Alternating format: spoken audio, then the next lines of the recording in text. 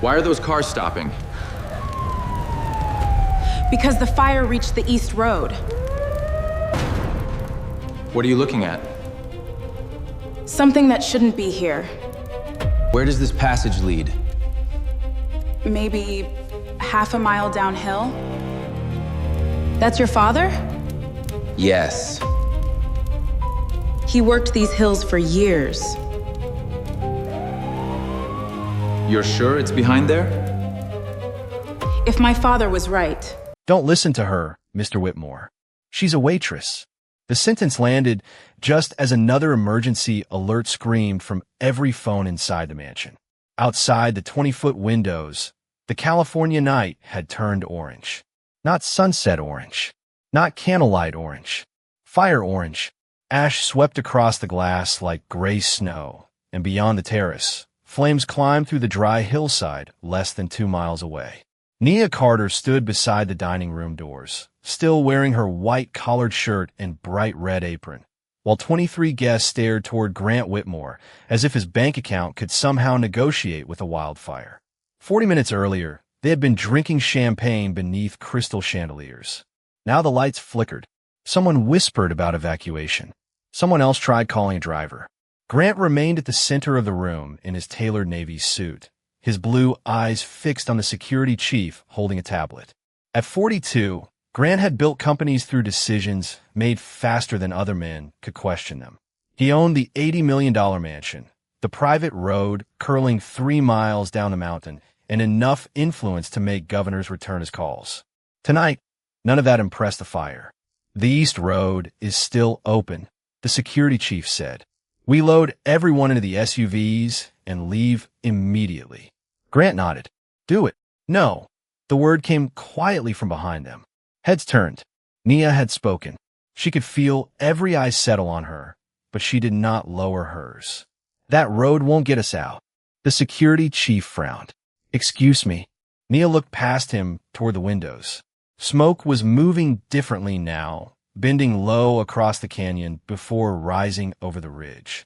She had noticed it 10 minutes earlier while collecting untouched dessert plates. She had noticed the ash before the first emergency alert. She had noticed the wind pushing napkins across the terrace in the opposite direction from the weather forecast displayed on the security monitor. Small things.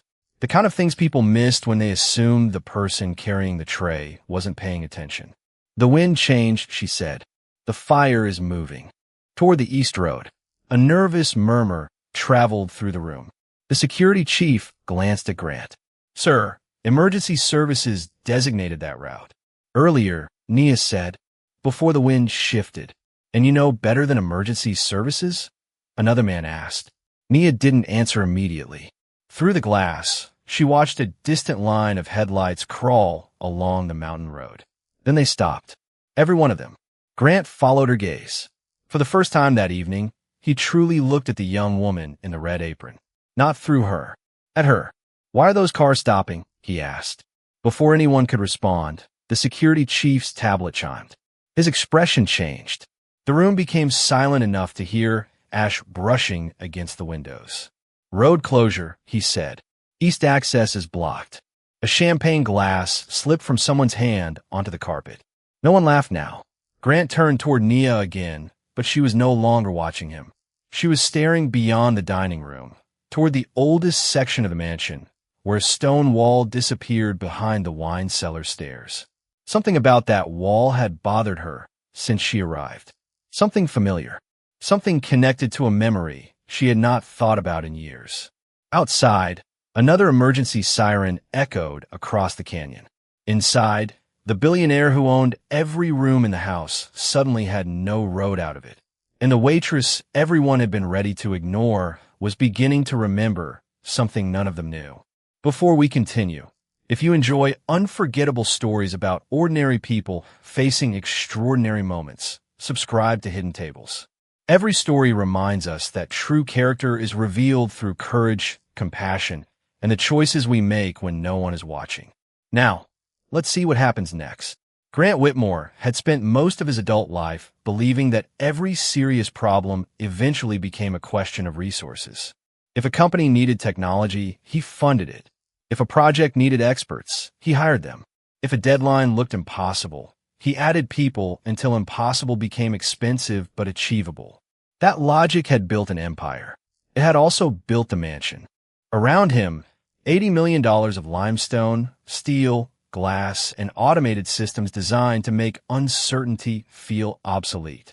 But as Grant stared at the security chief's tablet, one red notification exposed the flaw in that philosophy. Money could purchase options. It cannot guarantee them. Find another route, Grant said. His voice remained controlled, but everyone heard the urgency underneath it. The security team moved quickly. One man contacted county emergency services. Another pulled up satellite maps. Grant called the company managing his private helicopter. The answer came less than a minute later. Visibility over the ridge was deteriorating, and shifting winds made a landing unsafe. Then send another aircraft, Grant said. There is no aircraft clear to come in right now, sir. Grant ended the call and immediately tried someone else. Nia watched from near the dining room entrance as the machinery of wealth came alive around him. Assistants called officials. Drivers checked roads. Guests refreshed evacuation maps on their phones. One investor demanded to know whether the Western Highway remained open. Another insisted his driver could reach them through a neighboring property. Every voice offered a solution. Every solution depended on a road, a signal, a vehicle, or permission from someone miles away. Nia looked toward the windows instead. The ash was thicker. The wind had changed again. She quietly crossed to the terrace doors and checked the brass handle without opening them. Warm. Not dangerously hot, but warmer than before. Everyone needs to stay away from the windows, she said. A few guests moved. Others barely acknowledged her. Grant did. How far is the fire? He asked the security chief. County estimates about 1.5 miles, but the terrain makes that difficult to confirm. And the West Road? Still being checked. Grant's phone rang. He answered instantly. His expression hardened as he listened. A utility shutdown was expected. Cell service could become unreliable. The mansion's backup generators would keep essential systems running, but that changed nothing about the roads. Then the lights blinked once. Twice. Darkness swallowed the room for 3 seconds before emergency power restored a softer amber glow. Those 3 seconds changed the guests. Conversation stopped. Expensive watches and tailored jackets suddenly meant very little in a room where people could hear the wind pressing against the glass. Nia moved toward the service hallway and began counting staff members. 11. There should have been 12. Where's Mrs. Alvarez? She asked another server. Kitchen, I think. Please find her and bring her here. The server nodded immediately. Grant noticed the exchange. Nia was not waiting for instructions. She was creating order where she could. Sir, the security chief said, Western access is unavailable. Emergency crews are directing everyone away from that side of the ridge. Grant stared at the map. East was closed. West was unavailable. The helicopter could not land. For the first time all evening, he had nothing to command. Behind him, Nia's attention returned to the stone corridor near the wine cellar. She remembered being 9 years old, walking beside her father through an older property somewhere on this same hillside. She remembered dusty blueprints spread across their kitchen table. She remembered him tracing a narrow line with his finger and telling her that the grandest homes often hid practical passages behind beautiful walls. The memory was incomplete, blurred by 16 years and 1,000 ordinary days. But when Nia looked at Grant's polished stone floor, she noticed something the renovation had failed to erase. A thin seam ran beneath the cellar doorway and vanished behind a paneled wall. She stepped closer. Grant saw her leave the group. Nia, he called. She stopped. It was the first time he had used her name. What are you looking at? Nia studied the seam, then the old stone beyond it. She was not ready to promise anything. Not yet. Something that should not be here, she said. That seam is too straight to be decorative, Nia said, lowering herself beside the paneled wall. Grant stepped closer, but the security chief moved between them almost automatically. We do not have time to inspect architecture, he said. We need it confirmed. Evacuation route. Nia rose slowly. Then you should probably find one. There was no sarcasm in her voice. That made the words land harder. The man stared at her, but Nia had already turned toward the service hallway.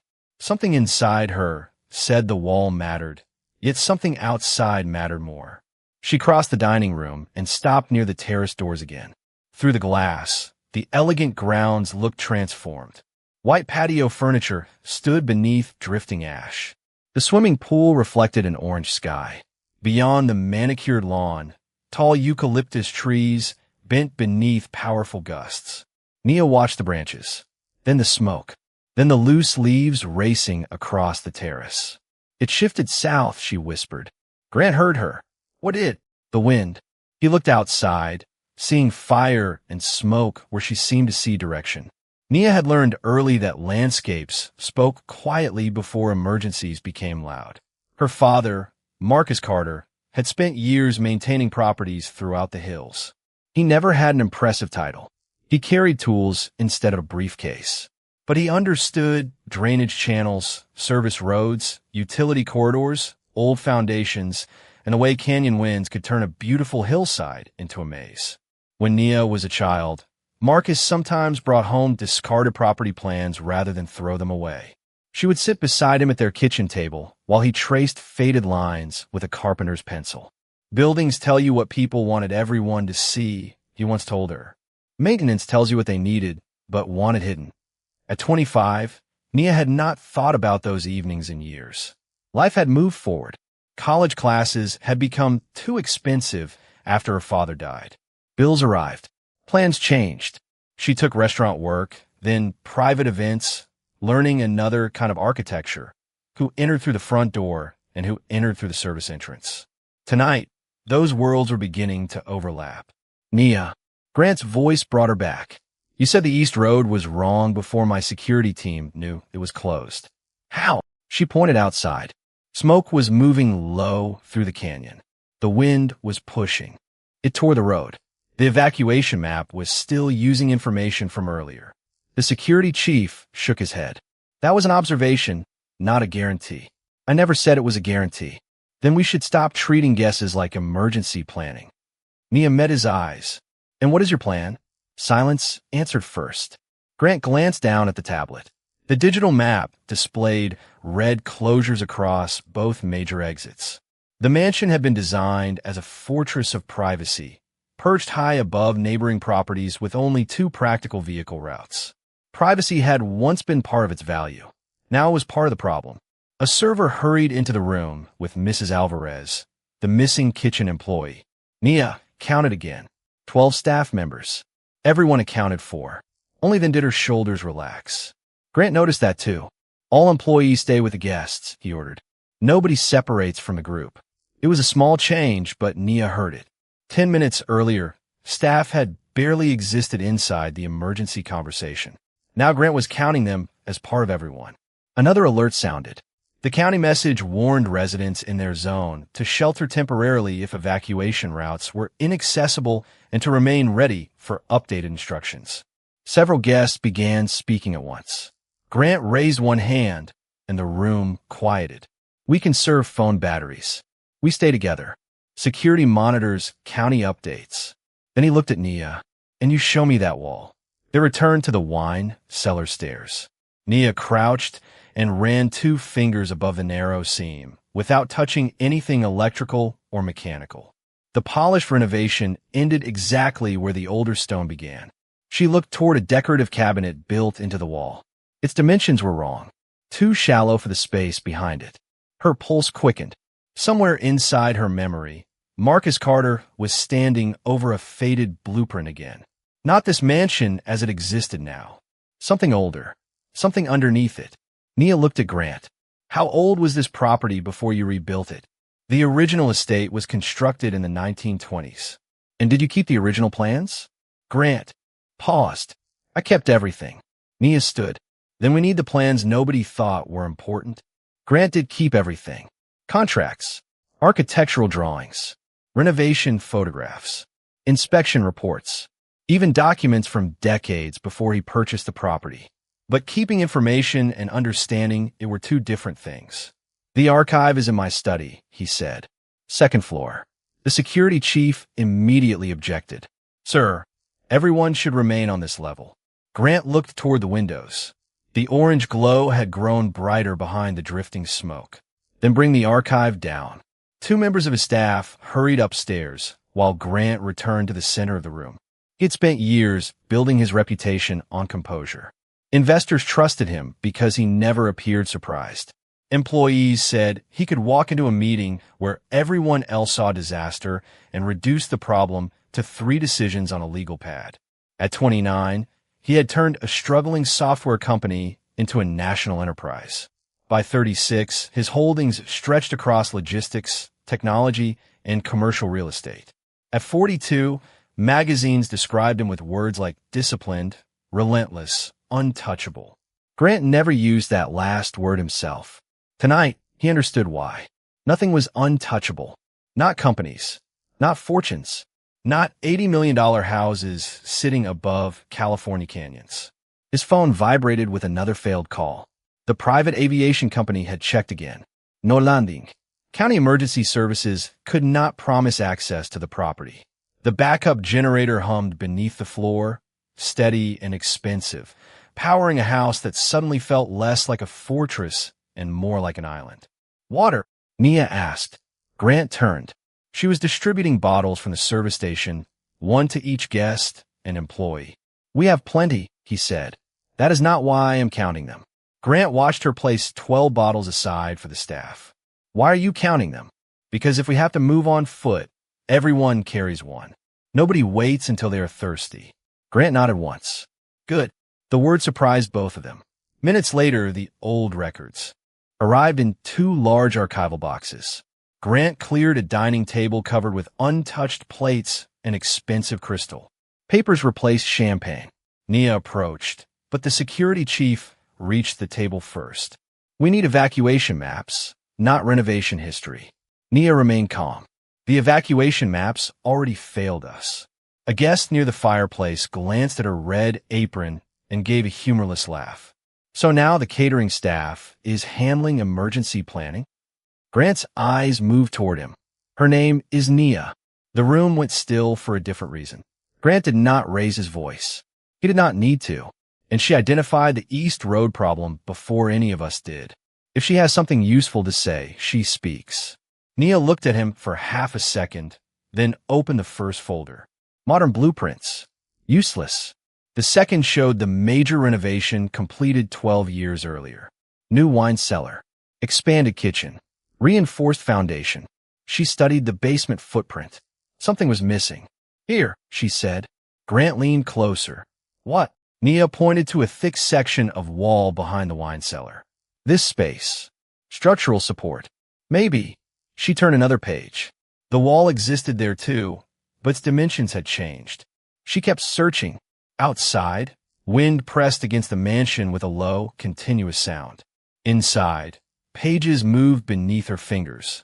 Nia found a survey from 1987, then another for 1964. Each showed the property differently.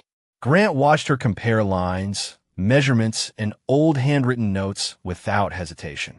Where did you learn to read these? He asked. My father. 2 words. Nothing more. But her voice softened when she said them. She opened a brittle copy of the original estate plan from 1928. Her hand stopped. A narrow dotted line extended from beneath the western foundation toward the lower slope. It had no modern label. No brique d'évacuation symbole. Just faded handwriting beside it. Service access. Grant stared at the line. That is not on any current blueprint. I know. Where does it lead? Nia followed it with her eyes until it disappeared near the edge of the old property. Boundary. Downhill. Maybe half a mile.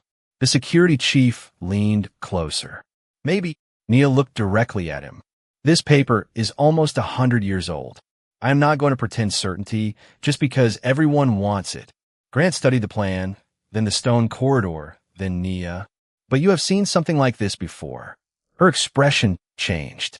A memory was coming into focus now. Her father's pencil, an old maintenance map, a tunnel hidden behind a renovated wall. And one sentence Marcus Carter had repeated whenever wealthy owners forgot how their properties actually worked. Nia slowly turned toward the wine cellar. I think this house has been hiding its oldest exit in plain sight. If that passage still exists, we do not know what condition it is in, the security chief said. Nia kept her eyes on the faded plan. Then we find out before we need it. Grant studied the dotted line stretching beneath his property. Half a mile downhill did not sound far on paper. Tonight, with smoke swallowing the canyon and every familiar road disappearing from the map, half a mile might as well have been another state. Where's the entrance? He asked. Nia rotated the old drawing toward the wine cellar. Somewhere behind the western foundation wall. That wall was reinforced during renovation, which means the entrance may have been covered. The security chief exhaled, or removed completely. Grant looked toward the windows. The fire had not waited for their debate. Neither would he. Check it. Nia started toward the cellar, but the security chief stepped beside Grant.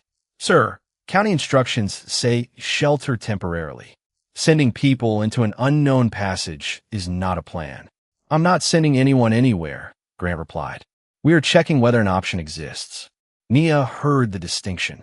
Grant was changing, slowly, not enough to trust her completely, but enough to stop dismissing what did not come with a title. She descended the cellar stairs with Grant and 2 security employees behind her. The temperature below was cooler. Rows of bottles rested beneath soft recessed lights. Labels from France, California, and Italy facing outward with museum precision. Nia ignored them. Her attention stayed on the architecture. New oak shelving, new stone facing, new electrical fixtures. But beneath the renovation, the old house was still speaking. She counted her steps along the western wall. 12 feet, 16, 20. Then she stopped beside the decorative cabinet she had noticed earlier. This should be deeper, she said. Grant frowned.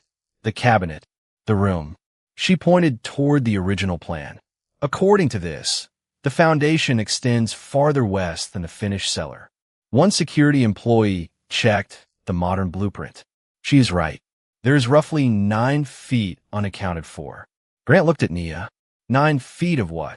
That is what I want to know. Before anyone moved, a phone alert sounded upstairs. Then another. Then several more, overlapping into a chorus of electronic warnings. Grant answered his radio. The message from the main floor was brief. Conditions outside were worsening. Everyone should remain indoors and away from exterior glass. Grant's jaw tightened. We go back up. Nia did not move.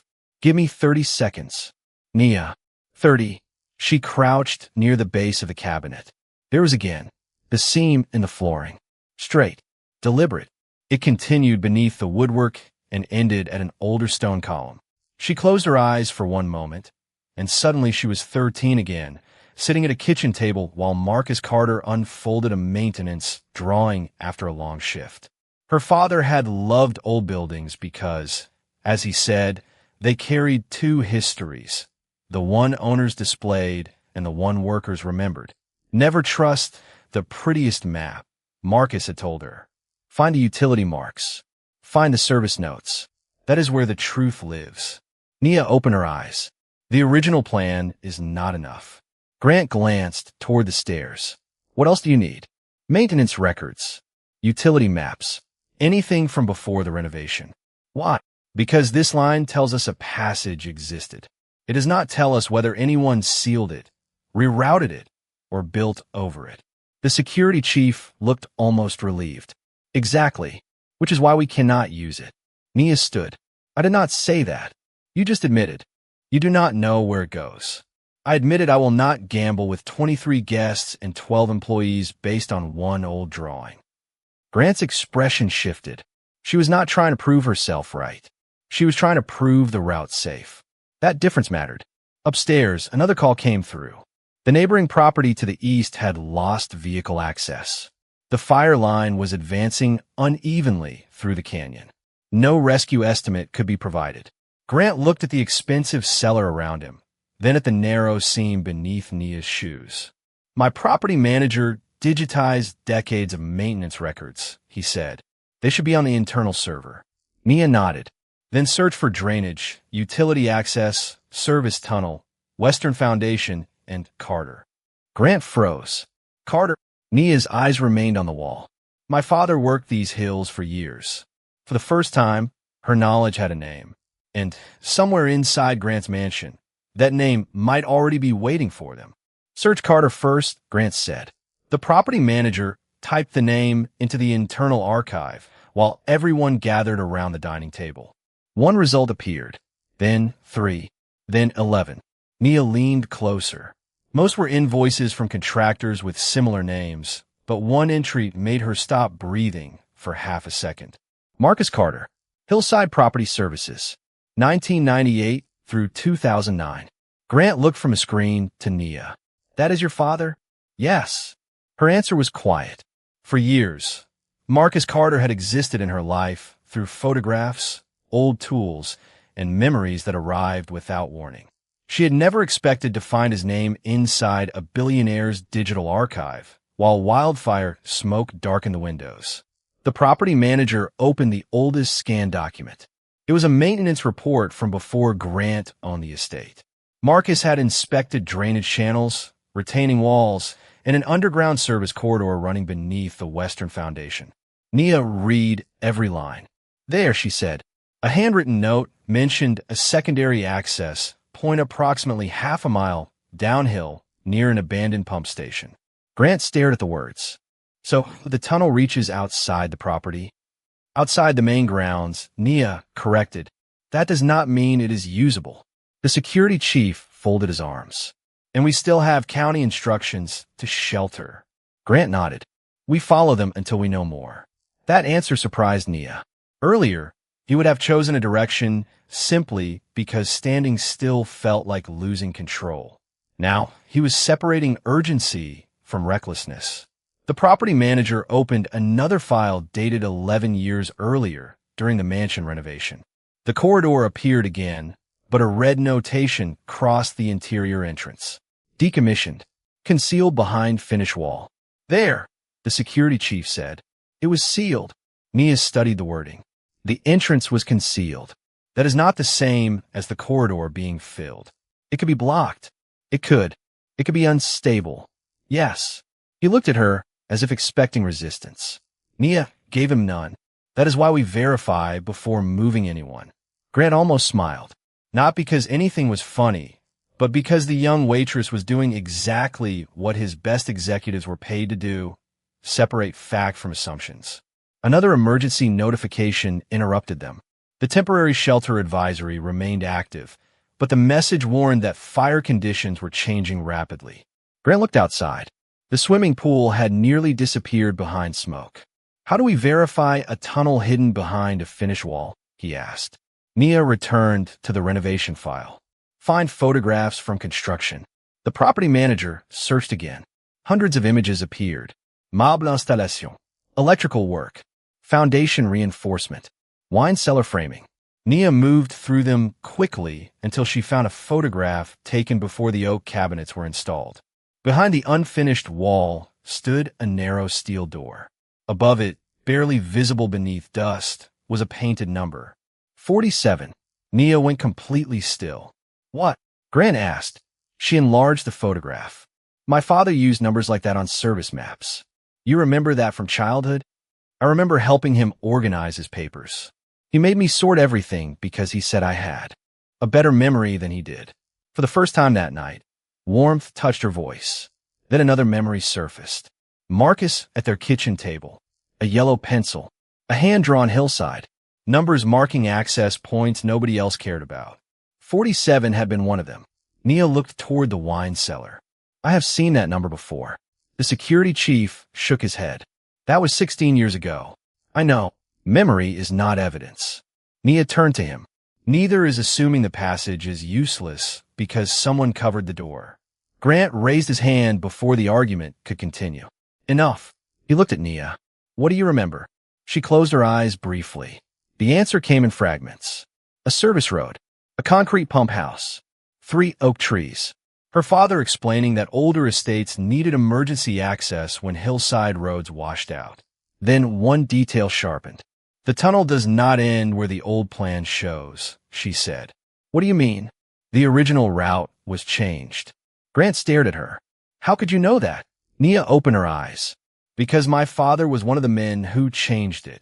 My father rerouted it after the winter storms, Nia said.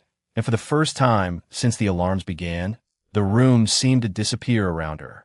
She was no longer standing beneath an $80 million roof surrounded by frightened executives and emergency screens. She was 13 again, sitting at a scratched kitchen table while Marcus Carter unfolded a weathered map beside her homework. He had come home late that evening, his work boots dusty, his jacket carrying the smell of wet earth. Nia remembered complaining about geometry. Marcus had laughed and told her geometry was everywhere if she knew where to look. Roads, walls, drainage lines, hillsides, even escape routes. He drew a line across the map and tapped it twice with his pencil. This old passage used to come out near the creek bed, he told her. But storms changed the ground, so he gave it another mouth.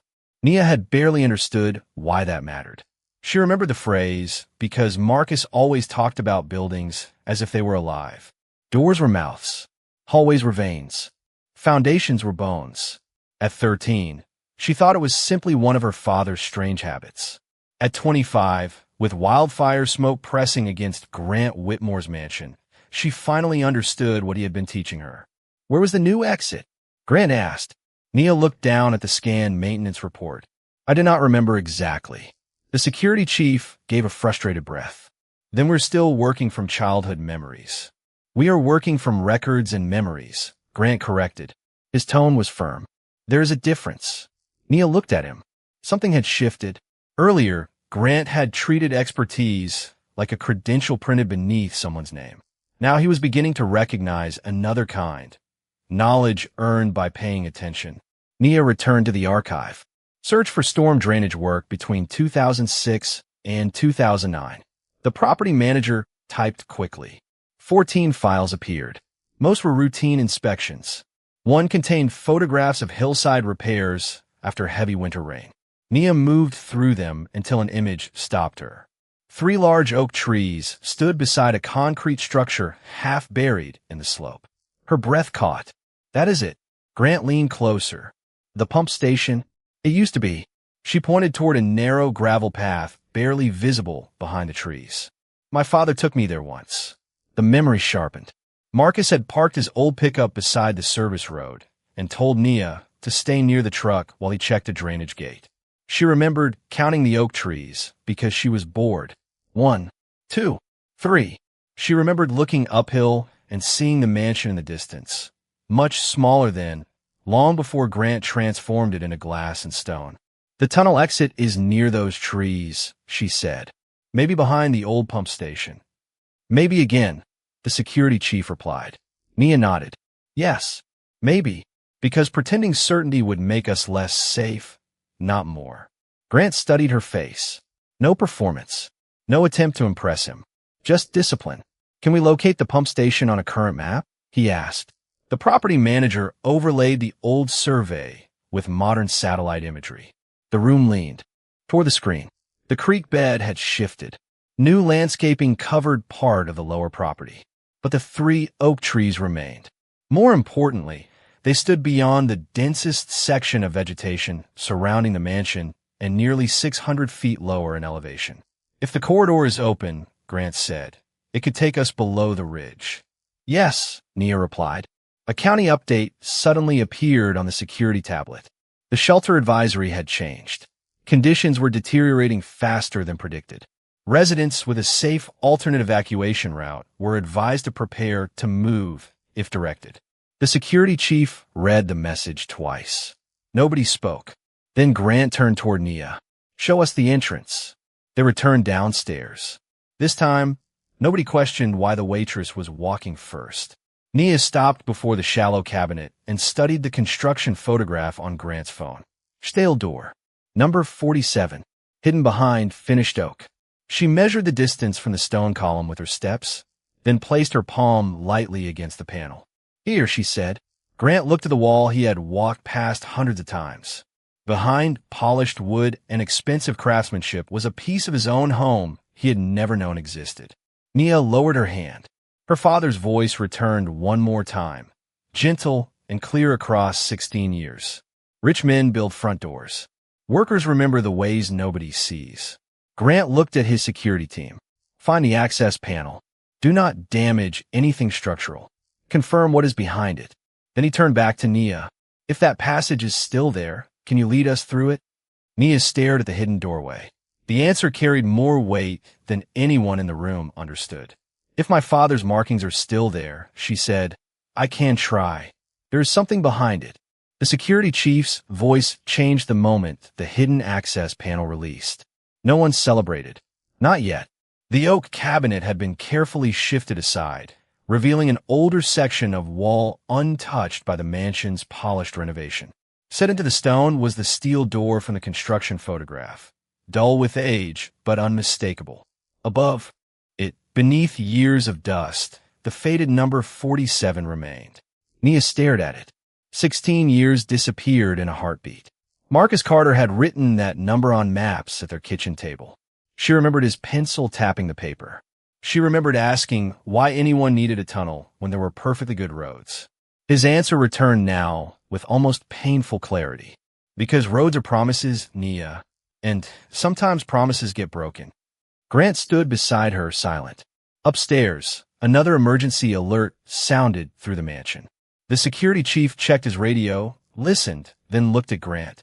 Conditions along the ridge are worsening. County officials cannot provide an arrival estimate. Grant glanced toward the steel door. Can we open it safely? We can inspect it without committing anyone to the route.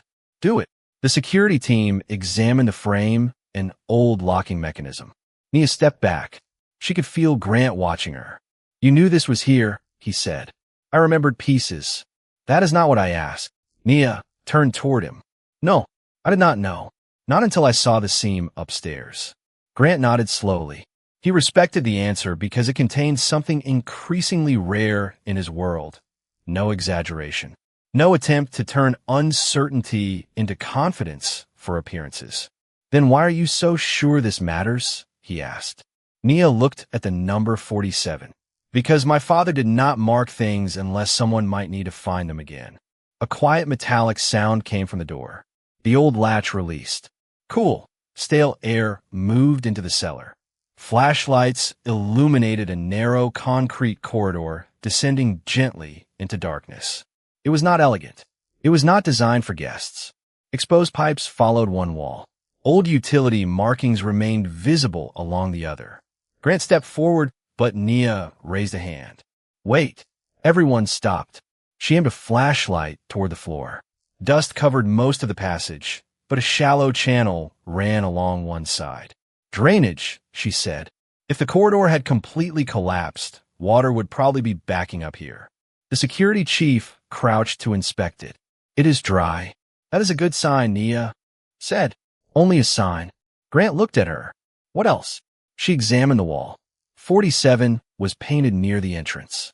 Farther ahead, another faded marking appeared beneath the dust. An arrow, then letters. West Service. Nia's pulse quickened. My father's system. The security chief directed one employee to test communications from inside the first section, while another checked the air with portable safety equipment from the emergency kit. The initial readings were acceptable. Still, nobody moved farther than necessary. Grant's phone vibrated again. He read the county update, and his expression tightened. The shelter instruction remained, but the wildfire had crossed another containment line. Residents with verified alternate routes were being told to prepare for immediate evacuation. We need to know where this goes, Grant said. Nia pointed toward the old plan. The original corridor heads west for about a quarter mile, then turns downhill. But that is where the reroute matters. And the modern plans show nothing, because they start after the passage was decommissioned. Grant stared into the darkness. So, the house I own has an exit my own blueprints forgot. Nia met his eyes. Your blueprints forgot it. The people who worked here did not. The words were not an accusation. That made them impossible to dismiss. Behind them stood a billionaire, his security team, investors, executives, cooks, servers, and house staff. Titles still existed. Wealth still existed. But the hierarchy was beginning to mean less with every emergency alert. Grant looked toward his security chief. Prepare everyone to move if the county order changes. Water, flashlights, masks, essential medication only. Nobody carries luggage. Then he faced Nia. What do you need? It was the first time he had asked her that question. Nia studied the tunnel and searched her memory. The maintenance files on a phone, the old survey, 2 flashlights, and someone who can verify conditions as we go. Grant nodded. You have it. A low rumble of wind passed over the mansion above them. Dust drifted from the old doorway. Nia raised her flashlight toward the first arrow painted on the wall. Something else became visible beneath it, written in faded black marker. M. Carter. Grant saw the name at the same moment she did. Nia did not smile. She simply touched 2 fingers to the wall, then lowered her hand.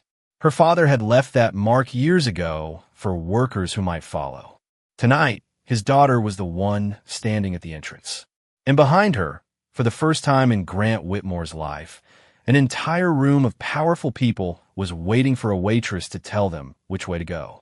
Everybody follows Nia. Grant said it without hesitation, and for a moment nobody moved. The sentence sounded almost impossible inside a house where, less than an hour earlier, Nia Carter had been carrying champagne while men with private jets discussed billion-dollar investments without learning her name.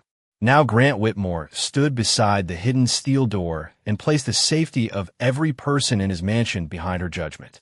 The security chief checked his radio one final time. The county message had changed again. Their zone was now under an evacuation order, but both public road exits remained inaccessible from the estate. The tunnel was no longer an interesting possibility. It was their only verified alternative. 35 people, Nia said. We count before we enter, we count at every stop, and we count when we get out. Grant looked around. You heard her. 12 employees, 23 guests, 35. No lagi. No wine collections. No laptops unless already in a pocket. Water, flashlights, face coverings, essential medication. Grant watched one guest reach for a leather briefcase. Leave it. There are documents in here worth millions. Grant looked toward the open corridor. Then tonight they are worth less than your free hand. The briefcase, stay behind. Nia entered after 2 security employees completed the initial safety check. Grant followed directly behind her. The others formed a careful line. The polished glow of the wine cellar faded within 20 feet, replaced by flashlight beams moving across plain concrete. Pipes ran overhead. Old numbers appeared on the walls. 48, 49, 50. Nia recognized the logic immediately. These numbers increase toward the western junction, she said. Grant glanced at the maintenance files on his phone. The archive agrees. Good. Then memory is not leading us alone. They continued. The air remained cool and still. Every 100 feet, Nia stopped. Count. 35. Check conditions. Continue. Nobody complained about the pace. Nobody asked why a waitress was in front. The tunnel had erased the social order upstairs with remarkable efficiency. There were no chandeliers here. No reserved tables. No executive seats. Only people walking toward the same uncertain exit. After several minutes, the corridor divided. The left passage continued west. The right descended more sharply beneath the hillside. Grant checked the old survey. The original map says left. Nia did not move. The original map is wrong. The security chief raised his flashlight. Based on what? Nia pointed toward a faded marking near the right passage. 2 diagonal lines beneath a circle. That. What does it mean? Rerouted drainage access. Grant enlarged the scanned maintenance notes. Nothing matched. It is not in the file. Because my father marked work sites by hand before reports were finalized. Nia stepped closer to the wall.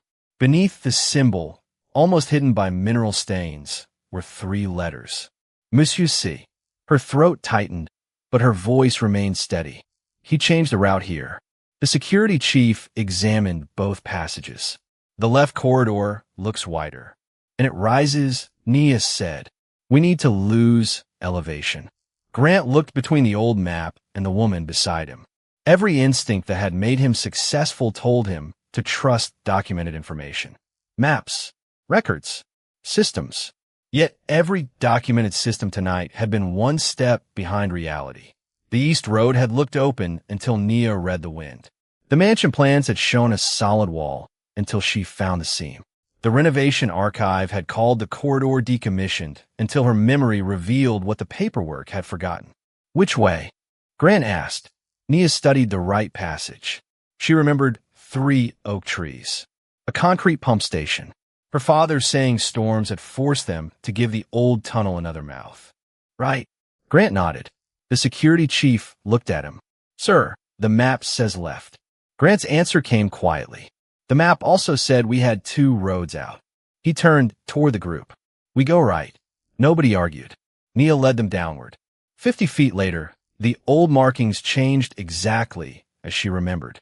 51 became a painted arrow. Beneath it appeared one faded word. Pump. Grant stopped and stared at it. Nia had been right again, but she did not celebrate. She simply raised her flashlight and continued forward, because somewhere ahead was an exit her father had helped preserve, and behind her were 34 people who now understood something Grant Whitmore was only beginning to learn. Power was not always knowing the answer. Sometimes power was recognizing who did. Stop. Nia lifted one hand, and 34 people behind her became silent. The tunnel had narrowed after the last turn, and something had changed. Not the walls, not the markings, the air. Nia closed her eyes for a second and felt a faint current against her cheek. There is airflow, she said. Grant moved closer. From the exit? Maybe, but we confirm. The security chief checked the portable meter while Nia raised her flashlight. Ahead, the concrete corridor ended at another junction. No modern signs, no clean blueprint labels, just old pipes, mineral stains, and 3 faded symbols painted at shoulder height. One arrow pointed left, another pointed forward. The third had nearly disappeared. Grant opened the maintenance files on his phone. Nothing. The records stop at the reroute. Then put the phone away, Nia said. Grant looked at her. An hour earlier, almost nobody in his world would have spoken to him that way. Now he locked the screen without argument. Nia studied the tunnel itself. The left passage was wider, but the floor sloped slightly upward. The forward passage descended, yet the air felt still. She crouched near the wall and found a shallow drainage channel running toward the third passage, a narrow corridor partly concealed behind old utility pipes. Water follows gravity, she said. So did my father. The security chief aimed his light into the narrow route. It is barely 6 feet wide. Wide enough. You remember this? Grant asked. No niastuth. This part won him figuring out. That answer mattered. She was no longer following childhood memory. She was reading evidence. Airflow, drainage, elevation, old maintenance logic. Hidden knowledge was not magic. It was attention sharpened by experience. Nia stepped toward the narrow corridor and noticed another mark near the floor. A circle crossed by a short line. She smiled faintly. What? Grant asked. My father hated writing long notes. What does it mean? Outside access. The security chief checked the air again. Safe. Then he shined his flashlight farther ahead. I see another door. The words traveled backward through the line like electricity. Someone whispered a prayer. Someone else began crying softly with relief. Nia immediately turned. Not yet. Nobody rushes. We stay together. Grant repeated it louder. You heard her. Nobody moves until the route is confirmed. They advanced carefully. The steel door at the end looked older than the first, its surface covered with dust. A narrow vent above it carried cooler air into the passage. Nia placed her hand near the vent. Fresh air. Real air. Grant released a breath he seemed to have been holding for the entire night. This is it. It might be, Nia said, but we need to know what is outside. The security chief examined the door and used the available equipment to assess conditions beyond the vent as best he could. His radio, silent for most of the tunnel, suddenly crackled. A weak county emergency transmission broke through. That meant they were closer to open ground. Signal, he said. Grant looked at Nia. You got us here. My father got us this far. No, Grand Triplave. He left knowledge behind. You knew how to use it. Nia said nothing. Praise was not what she needed. An exit was. The door opened only a few inches at first, revealing darkness, cooler air, and the outline of concrete beyond. The security chief checked outside before signaling that the immediate area appeared clear. One by one, flashlight beams passed through the opening. 3 oak trees stood against the smoky sky. Beside them sat the abandoned pump station from the old photograph. Nia stared at the trees. 1, 2, 3, exactly as she remembered. Count everyone again, she said. The line began moving through the doorway in control groups. Guests first. Staff together. 30, 31, 32.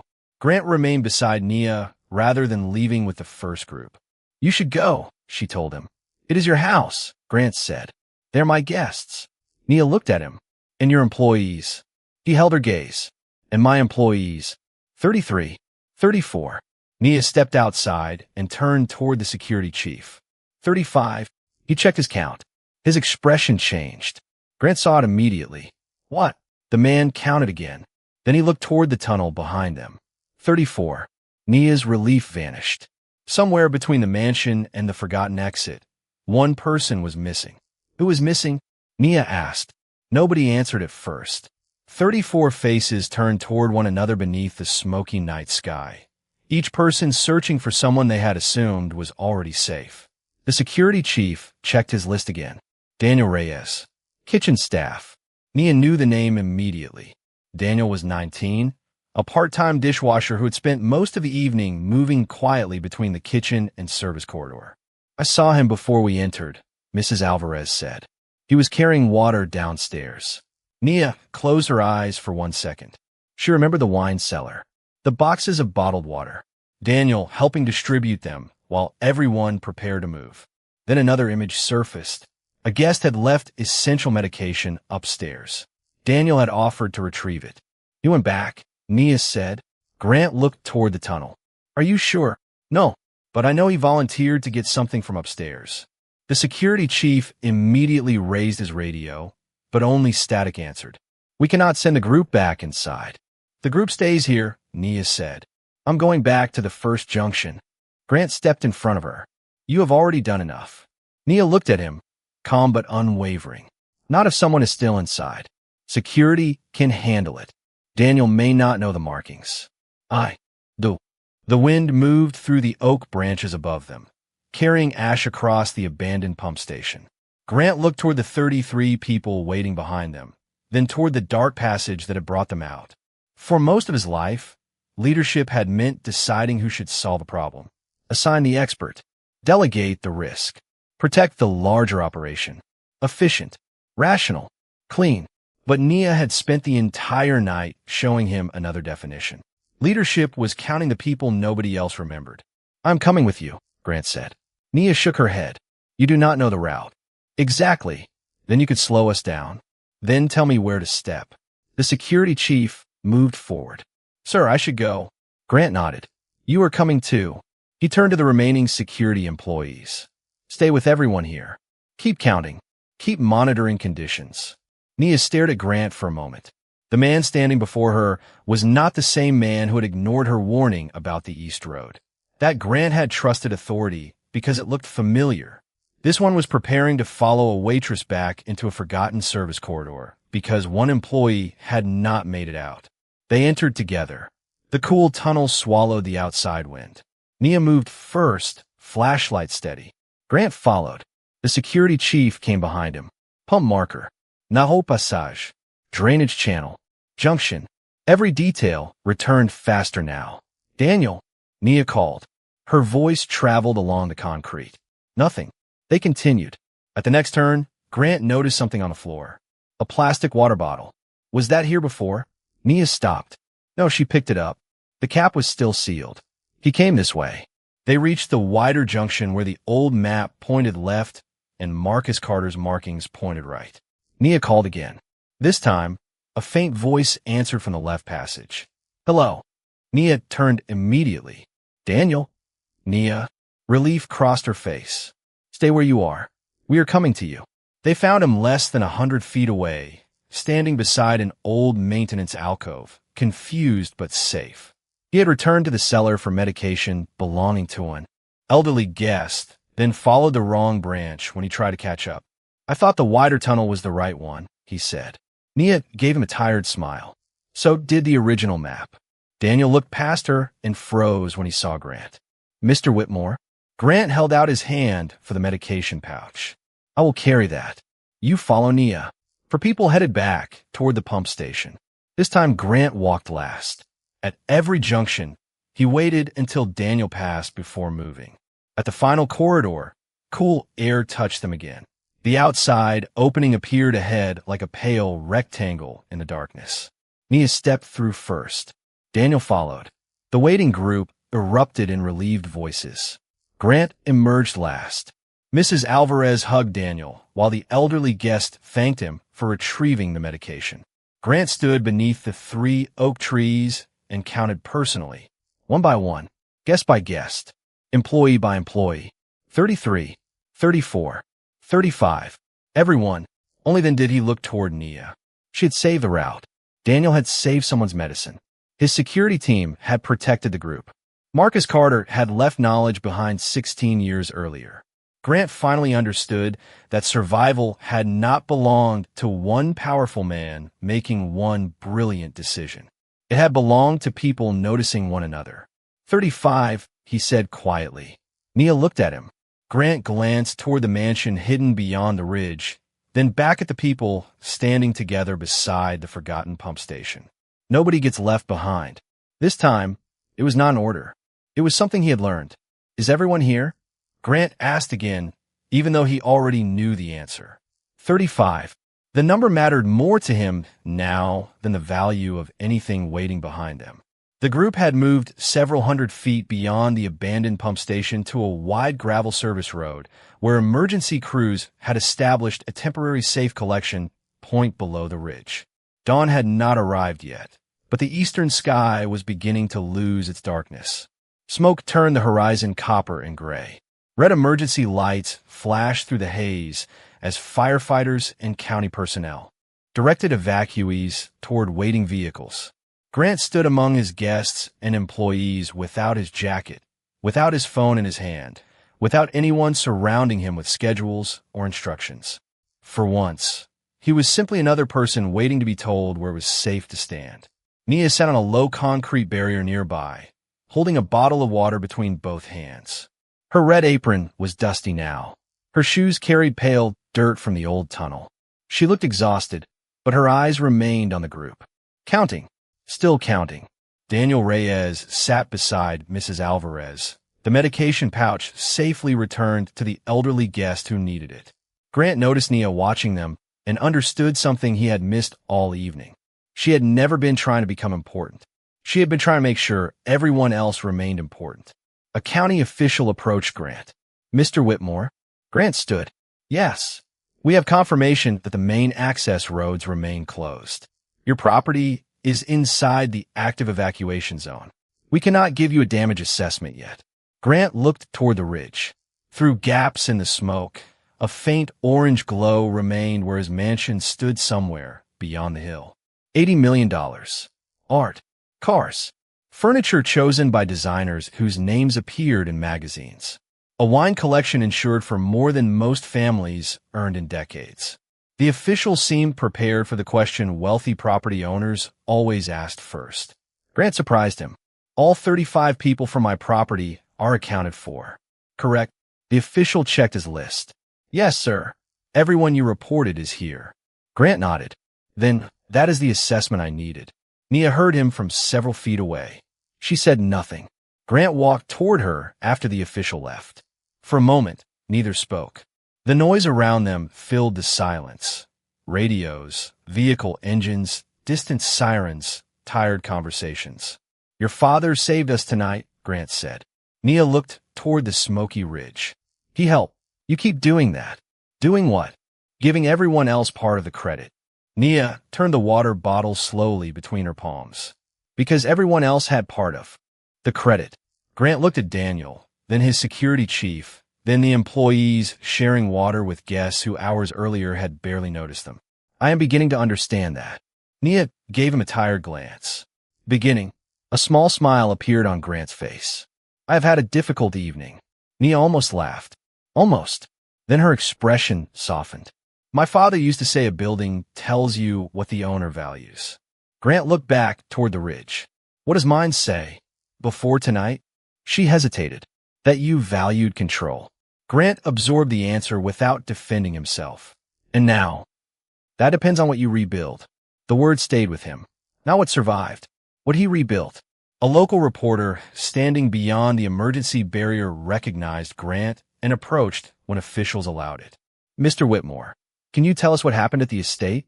We are hearing your private evacuation route may have saved dozens of people. Grant looked toward the camera, then toward Nia. Months of public relations training offered him 100 polished sentences. He ignored all of them. It was not my evacuation route, he said. I did not even know it existed. The reporter glanced toward Nia. Then who found it? Grant stepped aside. It was a simple movement, barely 2 feet. But for a man accustomed to standing at the center of every room, it carried weight. Nia Carter did. Several faces turned toward her. Nia remained seated for another second before standing. Grant continued. She warned us before our systems did. She found records we overlooked. She understood this property better than the man who owns it. Nia met his eyes. There was no embarrassment in his expression now. No resistance. Only recognition.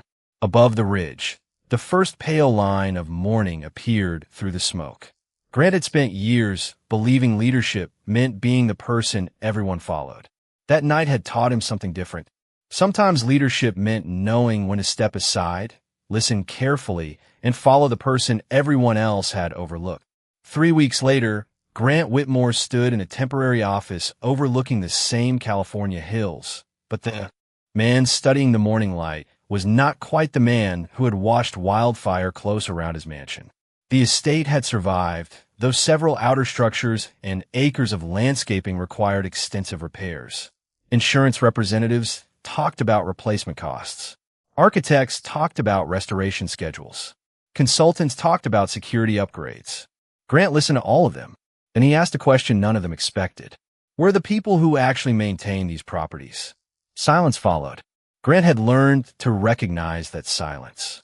It was the sound a room made when expertise existed outside the hierarchy. By noon, maintenance workers, housekeepers, drivers, servers, emergency planners, and property managers were sitting at the same conference table as architects and executives. Nia Carter sat among them, not at the end, but beside Grant. She was not wearing her red apron. She had almost refused his invitation, assuming he wanted a ceremonial photograph or some dramatic reward. Grant wanted neither. He placed a restored copy of the 1998 maintenance report on the table. Marcus Carter's name appeared near the bottom. Your father documented that corridor 28 years ago, Grant said. Nia ran her fingers near the signature without touching it. He would have been surprised anyone kept this. I kept it, Grant replied. I just never understood its value. That difference had become impossible for him to ignore. Grant had owned records he never read, corridors he never saw, and systems maintained by people whose names he never learned.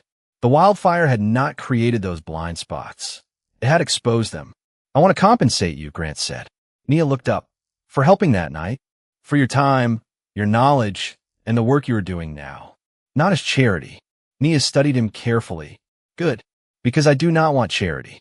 I know. Grant slid a proposal across the table. It was not a mansion, not a luxury car, not an absurd check designed to turn gratitude into spectacle. It was an offer for Nia to serve as a paid community and emergency preparedness consultant while finishing the college degree she had, postponed years earlier. The company would cover tuition through an existing employee education program that Grant was expanding to service and hourly workers. Nia read every line before speaking. Any other employees? Grant had expected that question. Emergency training for all staff. Paid participation. Education benefits expanded. Maintenance personnel included in every property safety review. No more plans approved without the people who understand the building from the inside. Nia looked toward Marcus Carter's report. That sounds better. Grant smiled. I thought you might say that. The changes did not stop at his estate. Over the following months, Grant's companies reviewed emergency procedures across offices, warehouses, and residential properties. Old service records were digitized. Forgotten access routes were inspected.